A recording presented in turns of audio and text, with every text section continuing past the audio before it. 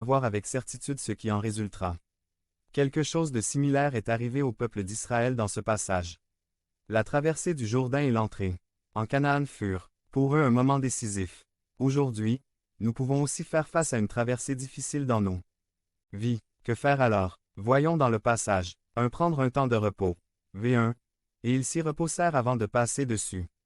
Ils se reposèrent pendant 3 jours. Ils étaient dans le désert depuis 40 ans. Combien de jours cela faisait-il? Maintenant, aucune décision ou action importante ne doit être prise la tête brûlée. Nous devons apprendre à différencier ce qui est urgent de ce qui est important. Il y a des choses qui ne peuvent pas attendre, mais la plupart peuvent être analysées avec du temps et du soin. Le discernement dans les Écritures est la capacité qui nous permet de différencier. C'est la capacité de voir clairement les problèmes et les situations.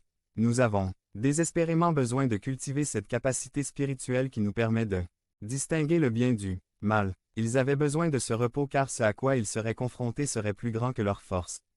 Nous voyons que Josué s'est levé tôt le matin. Le dicton dit « Dieu aide celui qui se lève tôt ».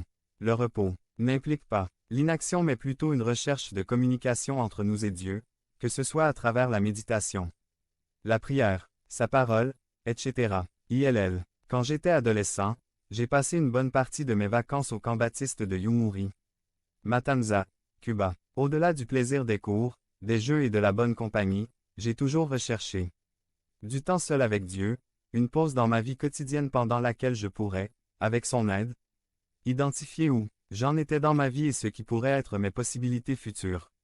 Même aujourd'hui, j'essaie de le faire. Commencez par vous réserver du temps notamment pour vous détendre physiquement et vous renouveler émotionnellement et spirituellement. Vous serez au meilleur de votre forme pour le Seigneur si vous avez pris le temps de desserrer votre arc. Face à un carrefour de votre vie, recherchez la sagesse de Dieu dans le calme du repos, prenez le temps de parler à Dieu, ouvrez votre esprit pour comprendre ce qu'il veut vous dire. 2. Cherchez la direction de Dieu et suivez-la. V3. Quand vous verrez l'arche marcher après elle, il est ici fait référence à l'arche d'alliance de Jéhovah, construite dans le désert et qui symbolisait la présence de Dieu au milieu de son peuple. Jusqu'à présent, ils étaient guidés par une colonne de fumée. Désormais ce serait l'arche qui leur montrerait la direction. Devenez membre de la chaîne et AIDEZNOUS à propager la parole de Dieu dans le monde entier. Dimanche 17 mars 2024. Si vous croyez en la puissance de Dieu, commentez 11. L'arche est mentionnée cette fois dans ce chapitre. Il doit y avoir une certaine importance là-dedans. Nous devons poser nos yeux sur Dieu. Quand Dieu bougeait, les gens bougeaient et quand Dieu s'arrêtait, il faisait de même. Dans son livre Mon expérience avec Dieu par Henry Blackaby,